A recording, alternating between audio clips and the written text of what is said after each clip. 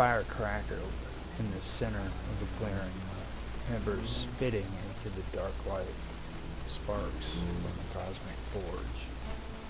The boys circled it close, half to stay warm and half to prove to each other that they weren't afraid of what their friend was about to say. They had heard him speak before, or tried to. What came out was often fragmented, caught in his throat like tangled thread. But when he told stories, even the stuttering could not dull the weight of his words. He began with a whisper. He saw too much. The others leaned closer. He was small, pale, and twitching with some quiet fever. But when he looked at the flames, his eyes reflected something deeper than firelight. He said the universe was not right, not fixed, not dead. They heard his father was a scientist, not a real one. They had said just one of those men who wrote long papers nobody read, talking about invisible things with made-up names. The father had gone missing years ago, long before the boys' speech had worsened. They said he walked into the mountains and never came back, but the boy never cried about it. He just listened to the wind and stared at the stars like he was waiting for something. He called it the machine. Ancient. Hidden. Not made of us. Not made by us. Made before. The wind stirred. The boys stopped shifting in their sleeping bags. One of them gulped. Another kept his eyes on the flames, as if they might be his only protection. It doesn't matter when things die. Not really. Not point. It hides in time. Slows things. Spins them. Catches entropy. He was shaking now, not from cold. This machine is big. Bigger than galaxies. It's in space. It's in the stars. But also below. It's what he saw. The voice cracked, and one boy, unable to bear the tension, made a noise. He laughed, nervous, but the storyteller didn't stop. My dad, he napped. He saw the points. The stars, they glowed strong. Not bright. Or too warm. He looked up suddenly. No light. Heat. Dead heat. No glow. No flame. Just computation.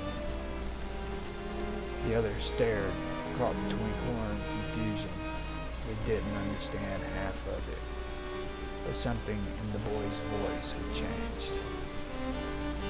There was conviction now, not just fear, and something else, grief. They didn't live. They siphoned.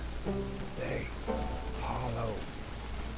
He looked at each of them, and for a moment the fire dimmed, or maybe their eyes failed them. Maybe something leaned in.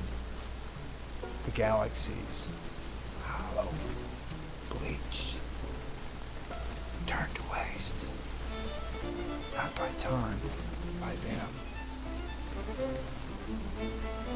He reached into his coat and pulled out a page, a diagram, drawn in pencil, spirals, curves, angles like constellations arranged by an alien hand.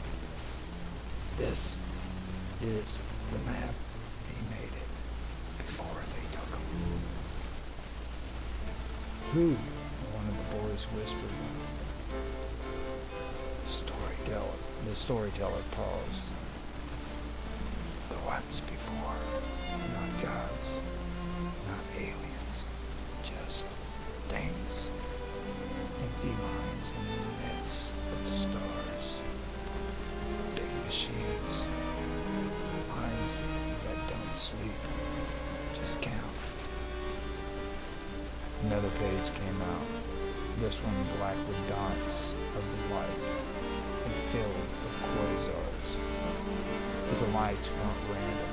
They formed patterns, paths, lines, like the layout of a city from above or a circuit. They left beacons, trails, stellar cartography, maps for things that don't see like us. One boy began to cry softly. "We thought it was space, empty.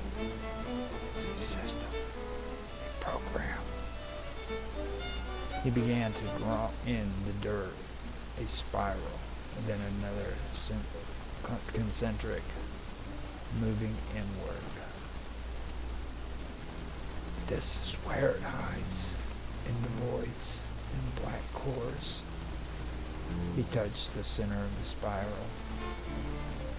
"A mind, slumbering, not in life, not in God, not a God, a core, a processor.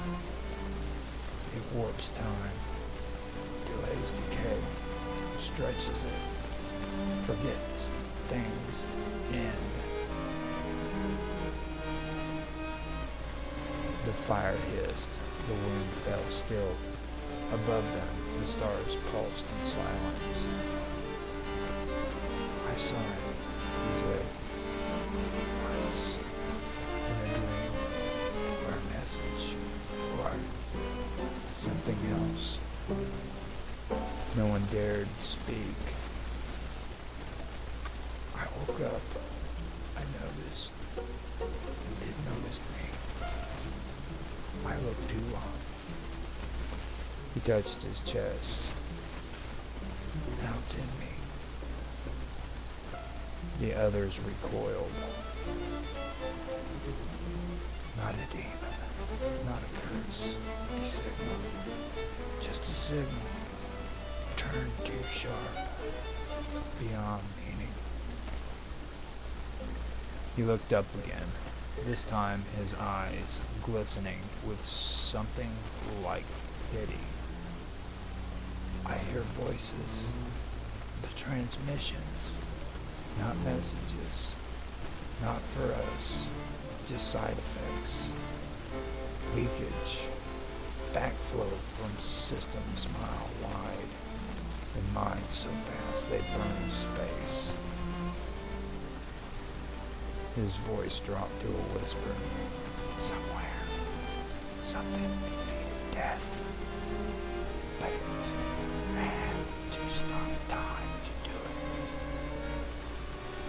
They sat in silence. The air felt heavier, the stars sharper. One boy reached to toss another log on the fire that froze. The fire wasn't dying. It was cooling. Still burning, but the light was wrong. Less yellow, more gray. "It's here," the boy said. A pulse came through the ground, not a tremor, a rhythm, like a signal. Something deep, timeless, not vibration, computation. Above them a star blinked, not twinkled, blinked, gone, then back. "They're looking," he said, for the listeners. One boy stood up, ready to run. But where? The trees? The sky? No use. It's already listening. It knows. It always knew. He stood, bones thin like twigs. Diagrams fluttered from his coat into the wind, caught for a moment in a spiral, then gone. I just wanted to warn you. He turned to the forest, where no path lay.